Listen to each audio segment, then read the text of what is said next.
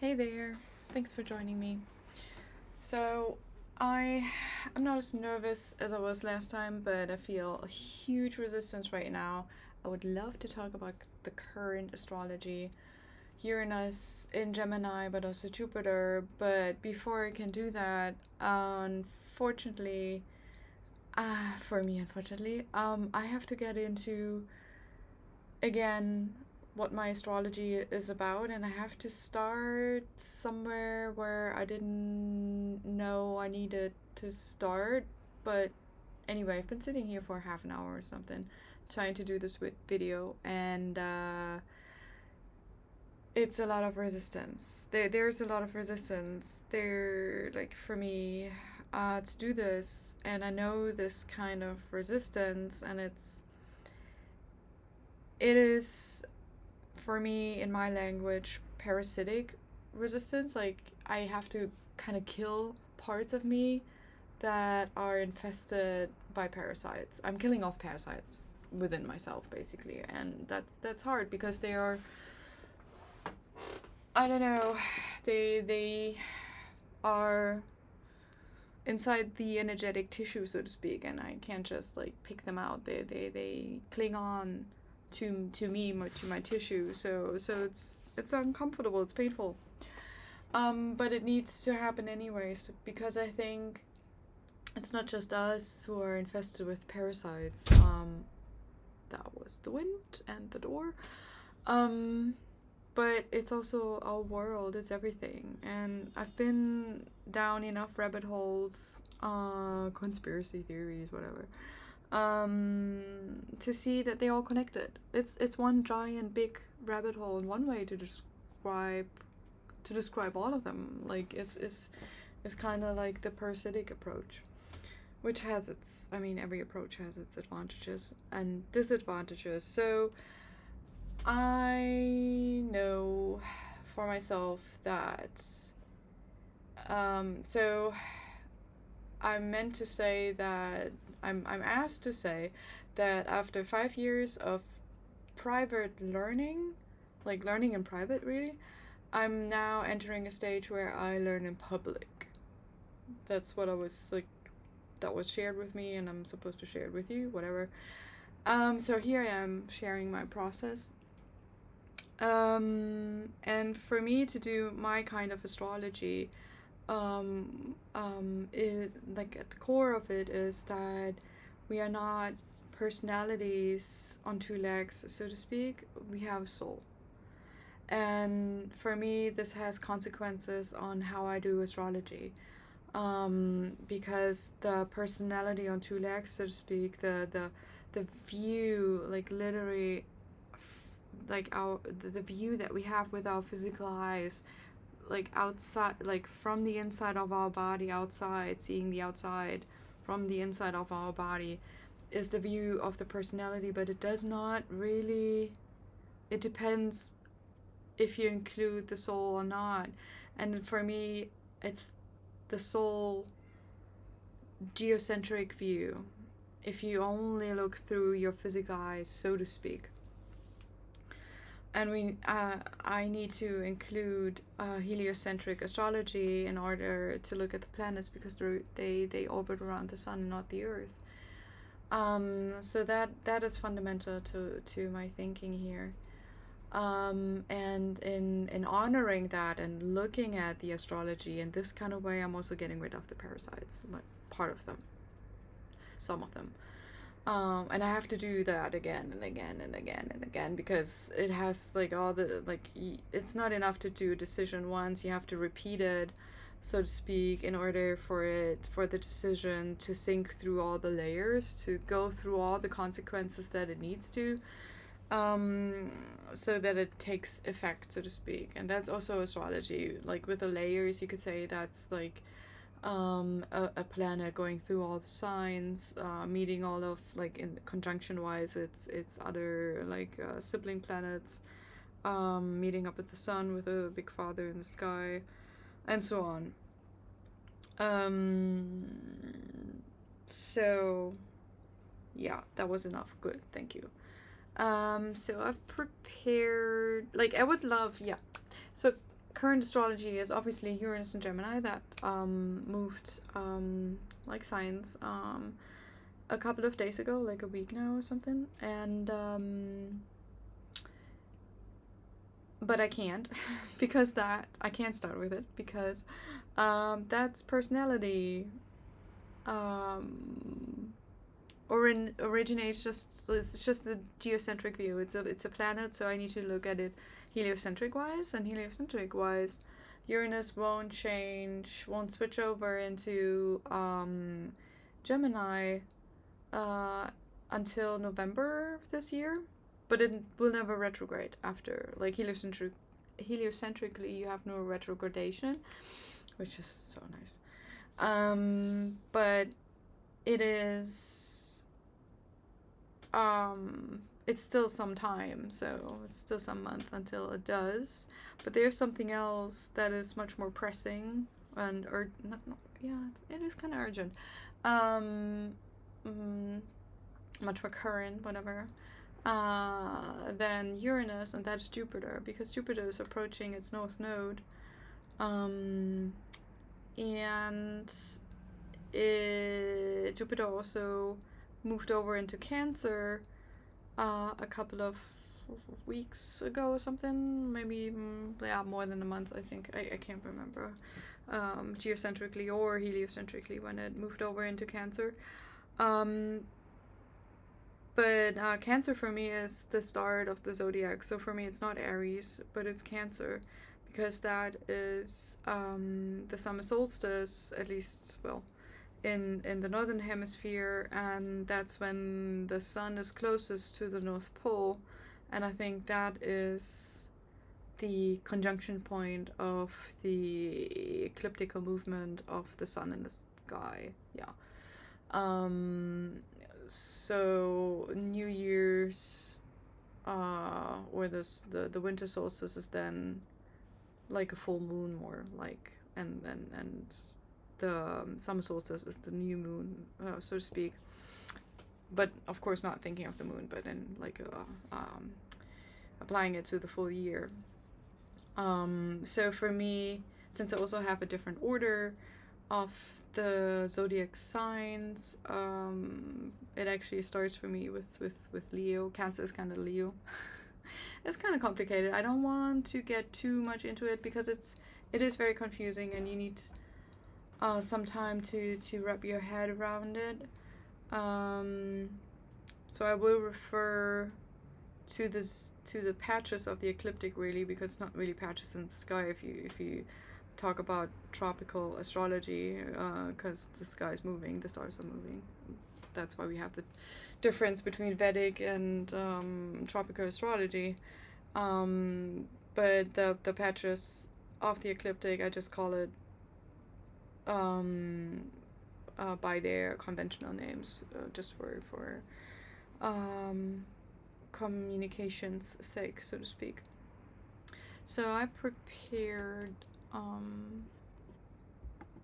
something here. Is that the right one? No, it's not.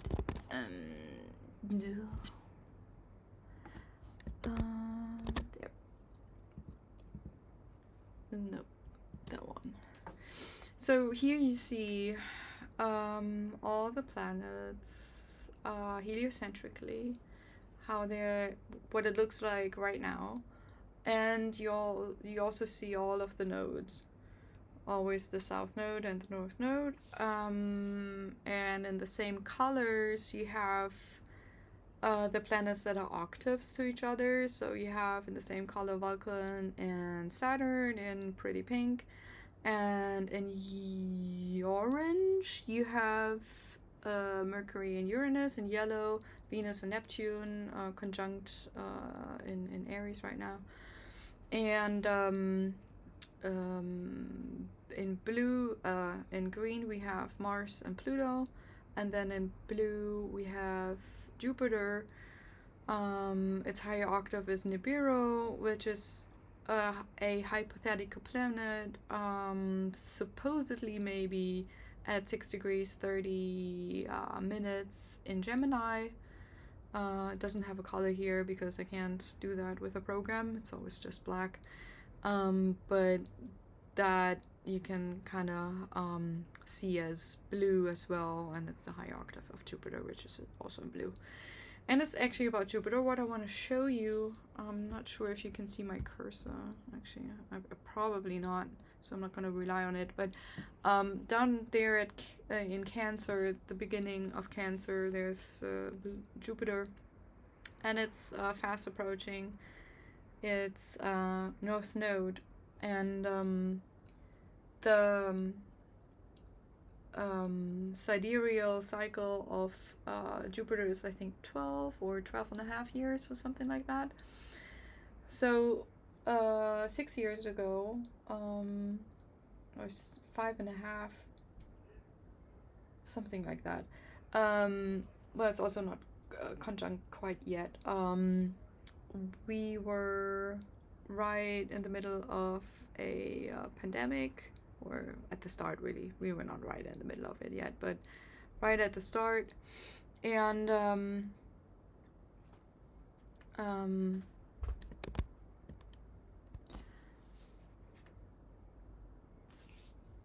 can actually see my cursor. Awesome. Sorry. I just figured that out. And Jupiter back then, like at the beginning of 2020, it was up here in Capricorn, so I also have a picture for that. Yeah, so highlighted here. Oh, I actually don't know which cursor you see. I think you see this one. And it was like, I think in 2020 it happened. The reason why COVID happened basically was that we had a triple or sextuplet conjunction, because like we had a conjunction, like a rolling conjunction, because it's a bit wide, but Jupiter is not that slow. So here, what was that, 1st of March, Jupiter was conjunct its own south node, and then Pluto was conjunct its own south node, and Saturn was conjunct its south node. And it's a bit of a wide conjunction between Saturn and Jupiter here, but Jupiter was moving pretty fast over these two here, and so it was a very, very rare conjunction. And for me, the significance of the nodes is that they are decision points, because they're in axis.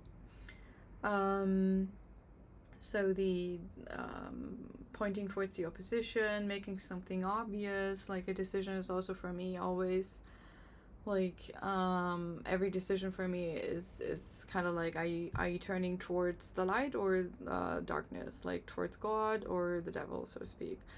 Are you turning towards life or against life? Or like there are a million ways to describe this kind of decision. And it's very hard to see when you apply it to actual, like, everyday decisions, like, to see which is which. Like, that's the art. Like, that's the art of living, so to speak. But I think you can kind of, like, every decision is a decision against or for the light in its essence. And I think with that is highlighted, or that is the basis of these nodes. The nodes are the intersection of the planet's orbits with the ecliptic, which is the sun's orbit around the Earth, or the Earth around the sun, however you see it. Doesn't really matter. It's definitely, the ecliptic is the relationship between the sun and the Earth, and the nodes is the relationship between the sun and the planet that we're looking at. And so when a planet is conjunct one of its nodes, not of any, like not one of the nodes of the other planets, but its own nodes, then it's kind of like the planet gets highlighted, like I always think of it as a still picture becoming a moving picture, like an image becoming a video. Um,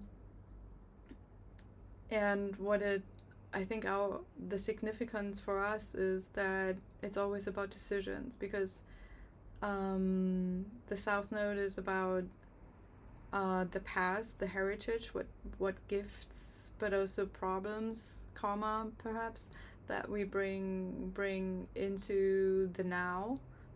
And it's always a decision, like, do you accept the whatever comes through the South Node as a gift or as something you're working against? Like, that's always up to you, like how you react to it, or if you react at all, or whatever.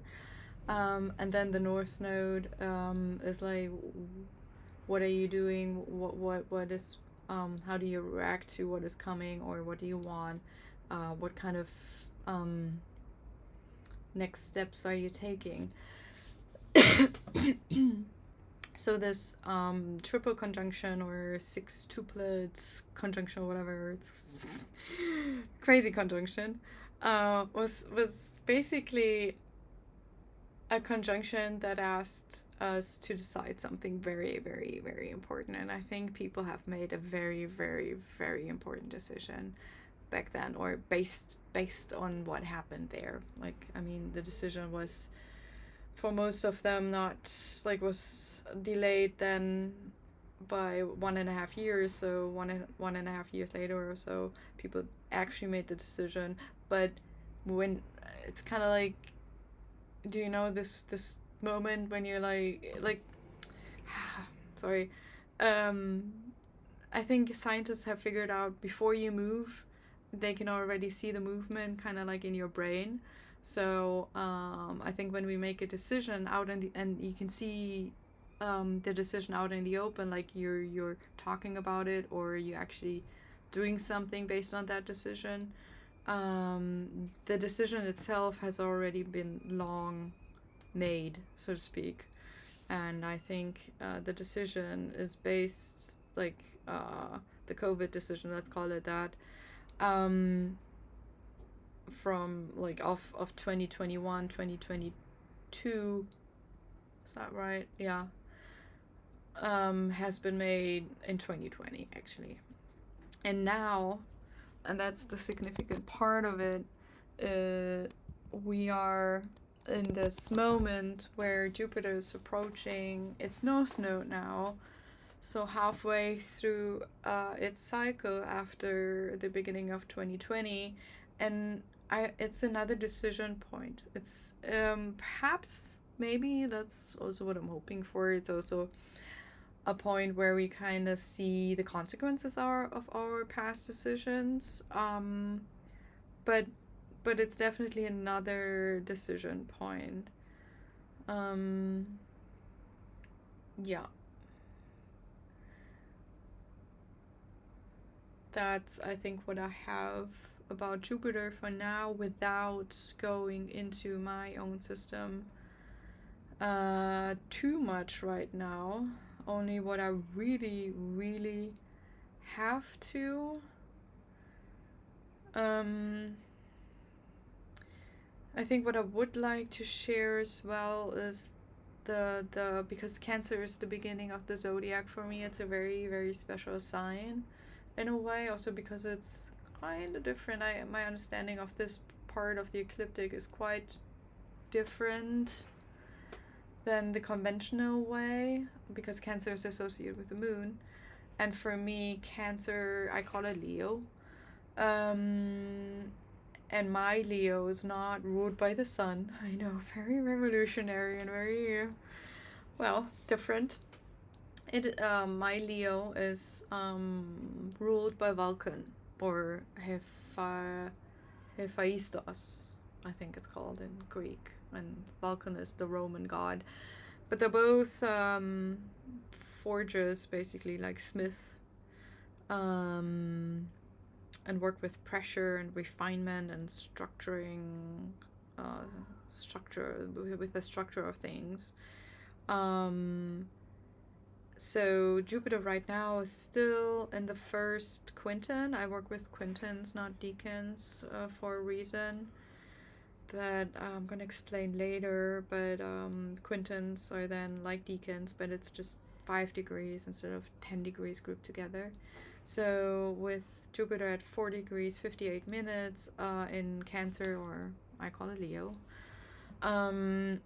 is in the very first quintan, and that's basically the forge of, not of all creation, but well, Jupiter started a new cycle with going into this Cancer slash Leo sign, and has laid almost entirely now. It's the foundation of the foundation, so to speak. It is a raw potential, so to speak, that Jupiter, which is about our belief system, so it's a very important planet for us. It's about our belief system. It's about also travels, but what do outside, like physical travels, really matter if you really grow about the things that you take inside? I mean, you can travel anywhere and everywhere, right? Like in our times, but what really happens, I think, when you travel is that you discover new things, and it depends on you how many new things and what kind of new things you let into yourself. So traveling is more about movement and discovery, and with Jupiter it's more about the discovery than the movement. Movement is more Marcy, I would say. So we have the opportunity, also coming back to the decisions with Jupiter meeting its North Node, about new belief systems, perhaps. Like, what is important for you? What do you believe in? What is your experience? What have you experienced in the last 5 to 6 years that has changed your belief system, perhaps? Or where has it not, but it could have consequences now, like regarding your belief system. And it's Jupiter's about to change quintan, the quintans, whatever, from what I call the Ace of Seeds. Seeds is a new element that I needed to introduce to have the system, like the tarot system in a way, reflect my philosophy. So I have 6 elements instead of 4. And the first one is seeds. The last one is flowers. So seeds and flowers are the new elements. It's not really elements, but it makes sense if you compare it to swords and cups and wands and pentacles. Not so much air, fire, earth, and water. But I don't know what else to call it than elements. So so Jupiter is gonna move over from the Ace of Seeds to the Ace of Swords. So there we lay the foundation of our mind. What do we want? What is this supposed to be, so to speak? Like the beginning of the mental journey about our new belief system. So it's very fundamental what Jupiter does here in Cancer slash Leo, in this Vulcan ruled sign, in my eyes. Yeah, that's what I wanted to share. And now I think I can switch over to Uranus. Yeah, I don't really have a picture for that prepared because I don't want to focus on it, because I think, like I said before, I found parasites everywhere so far, and they are well hidden. They are masters of camouflage. Because or perhaps they're not, we're just used to them. we just grew up, and our parents grew up with them, and then our grandparents and our great grandparents and blah, blah, blah, all the generations like before us, not all, but you know, it goes back, and it is a lot of layers we need to keep deciding, I do not want this in my life. I do not want to be eaten by vampires. I am not a narcissistic being, although I was raised by one. Like all this kind of stuff that you come up with, like in many different ways, and you can use many different words and languages to describe what I mean with parasites. Like I like also like this victimhood. I don't want to be a victim any longer. I am not subscribing to that I'm either a victim or it's a world of either victims or persecutors, so to speak. Like I'm checking out, and I'm unsubscribing from the system. And then the question is, what do you do? What else is out there? And that's exactly the threshold,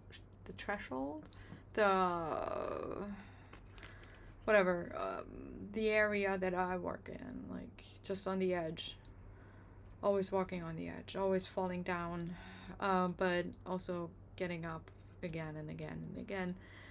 And Uranus geocentrically just moved into Gemini, and I certainly felt that. But I'm sick of it. I'm just so sick of it. And the story is basically that Uranus in Taurus, the last decan of Taurus, was ruled by the Seven of Pentacles, this card here, which is this dude looking at his harvest, and he's kind of like not very happy with it. And Uranus and Taurus is kind of like, it's things working in the background. It's the rumblings that are so low in frequency and also in loudness that they're hard to perceive, but they are there. I mean, it's not a hunky-dory card. It's like a gray background, but it's also not really like clouds are associated in the tarot with like not these kind of clouds, not fluffy clouds, but they're like on the Knight of Swords, for example, like these fast moving clouds. They're not here, so it's more like a neutral card, which means for me, like, it does not look too good on the outside, like everything's slow and nothing's really happening, but things are happening. Things have been happening. Uranus changed Taurus, definitely changed Taurus.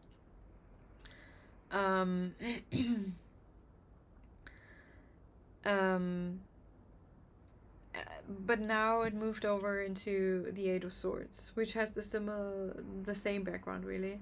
So it's a mixed bag, so to speak. We have a person who is, I would say, deliberately has blindfolded herself, because I like to think things through the perspective that I'm a sovereign being. And I would like to assume that everyone else is a sovereign being. So, and that always then implies, okay, well, I didn't choose this, like me personally. So it has to be that my soul chose it for me.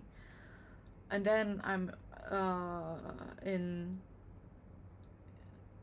what's the word? I can't think of it, but it's like by, what's the word? By proxy. A sovereign being, so to speak, through my soul. And that's kind of like a good way for my brain to get out of this is happening to me, I'm a victim to the situation mode. And the only thing I can do is make the best of it, which is already strong, don't get me wrong, but there's another level to it when you say, okay, my soul actually chose this, and there's a fucking good reason for this. and I actually blindfolded, or my soul blindfolded me, and I like to think my soul to be a part of me, so it's actually me blindfolding myself. I just forgot it because of parasites intoxicating me and preventing me to remember. That's at least my kind of thinking here. And the question then is why? Why did the soul blindfold itself, or blindfolded its personality, like its expression here on this plane? Why did it do that? And of course, it's not an easy answer. It's kind of like the riddle, like why we're here and why we're talking and asking questions in general. But yeah, it's still a place that where nothing really seems to happen. But then again, Uranus is in Gemini now, so and Uranus and Gemini is ruled by Mercury, so it's a very different place, and Uranus is much more happy to be here. So in a way, perhaps we need to be careful not to cut ourselves on the swords, because we kind of like zzzt, like we are under like we get, what's the word, like electrocuted almost, like we are humming. Perhaps Uranus and Gemini makes us hum.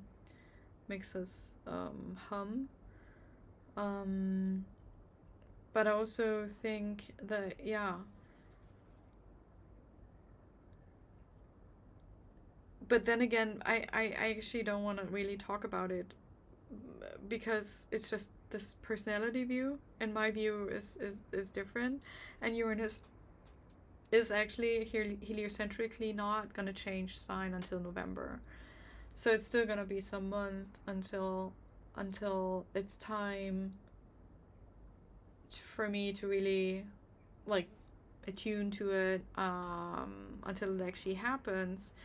But it's this transition, like I can feel this geocentric planetary view still, but I don't want to. I'm kind of shifting out of it, and I would like to see if others feel the same, or if it's just me, if I'm just wrong. It's a possibility. I'm not saying that I have figured it all out. So what I think what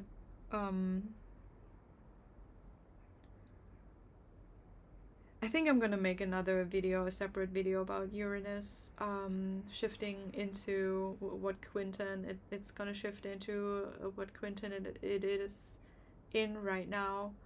I think that deserves its own space, so to speak. So I'm gonna leave this space for Jupiter and everything else, the parasite, haha, that I mentioned, and you can do with it whatever you want, as always. Like, you are, in my eyes, a sovereign being, because I refuse to work with non-sovereign beings any longer, because I just don't enjoy working with zombies, with NPCs or whatever. They can kiss my ass, like, seriously, because they it's pointless. It's pointless. They are not working for life, they're working against life, and I've been sick enough to care about myself enough to refuse to go down where they are any longer. And I like down in the sense of like being rooted in earth. I like that, but not in hell. Not that kind of stuff. Not this narcissistic, not life supporting life kind of stuff. That's not my journey. So in my eyes, everyone that I actually interact with is a sovereign being, is a sovereign being, or finding out that they are, or whatever, like transitioning into it. And I mean, it's all not clear cut, because we all are infested with parasites. in my point of view. So thank you for listening, and I hope to talk to you soon. Bye bye.